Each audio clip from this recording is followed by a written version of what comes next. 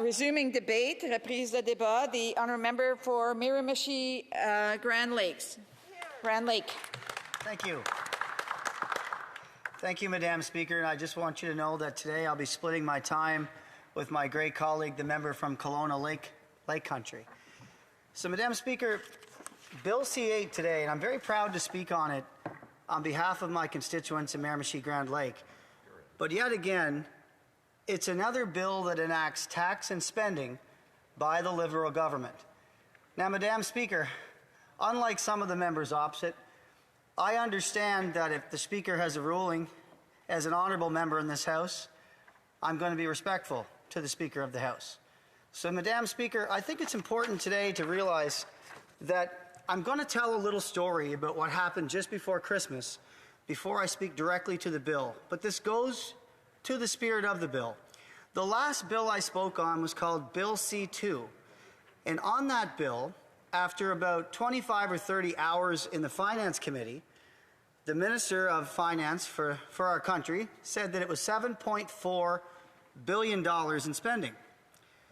So what happened, Madam Speaker, is the House adjourned, committee adjourned, that minister then visited the Senate committee, and myself, other members of the committee, and the members of the House ascertained at that moment that it wasn't $7.4 billion, it was $11.9 billion.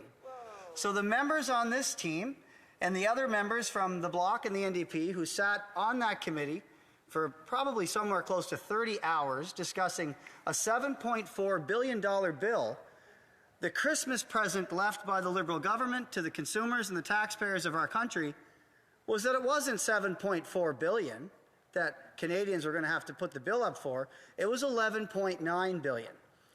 And in that, Madam Speaker, we learned a valuable lesson, not only about committee, but we learned a valuable lesson about what happens when meetings actually adjourn, when the sitting government then changes the numbers and then reminds us and the rest of the country that, oh, oops, little typo, it's actually over $4 billion more that Canadians are going to pay for.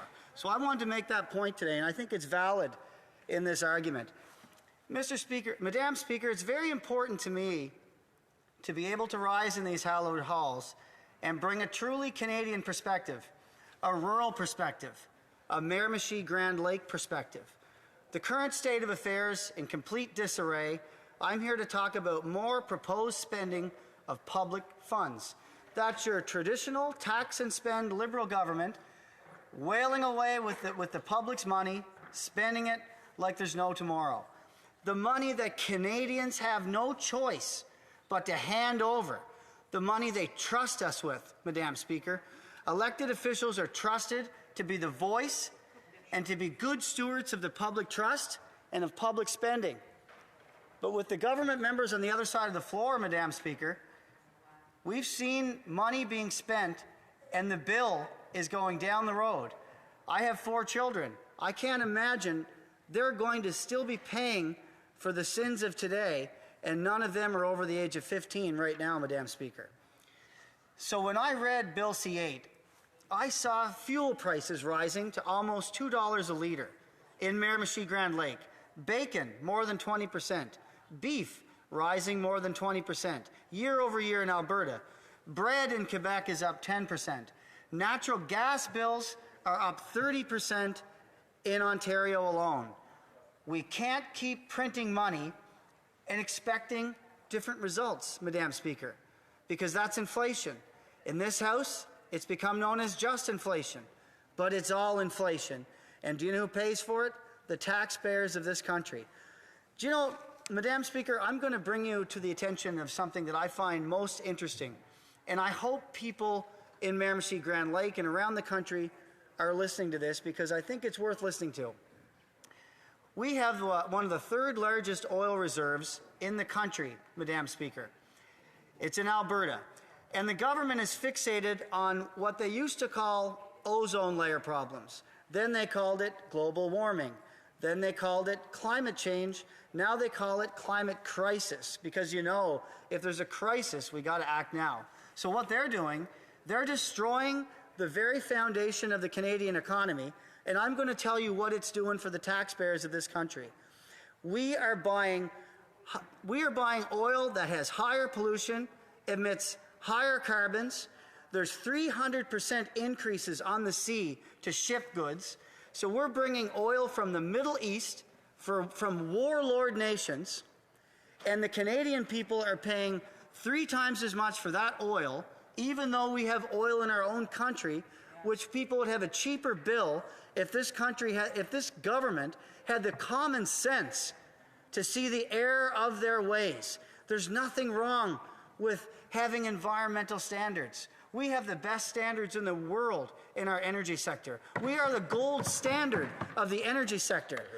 But their climate crisis agenda is costing people too much money. And Madam Speaker, we're here every day. We talk about affordability, cost of living, inflation, the housing balloon. We talk about this every day, Madam Speaker. But it's not getting better for Canadians because they continue to pay for the sins of this current government. So when you think about that, we're bringing oil from halfway across the world that emits more carbon than our own. Then we put it on a ship, and there's 300% increases to ship it that way because of the state of the world right now. And we're still doing that in this country when we have our own oil. And I think it's shameful. It's shameful that the Prime Minister would do that and try to continue with this agenda, this global elitist agenda that doesn't completely apply to the Canadian people. And it's dangerous. It's dangerous, Madam Speaker. Does this make us independent? Does it help create jobs? Do we get any additional revenue? The answer is no to every one of those questions. And do you know what we get, Madam Speaker? You guessed it. We get a bill, a more expensive bill, a more unaffordable bill, a bill that the Canadian people and the people in my constituency of Miramichi Grand Lake are having a hard time paying for.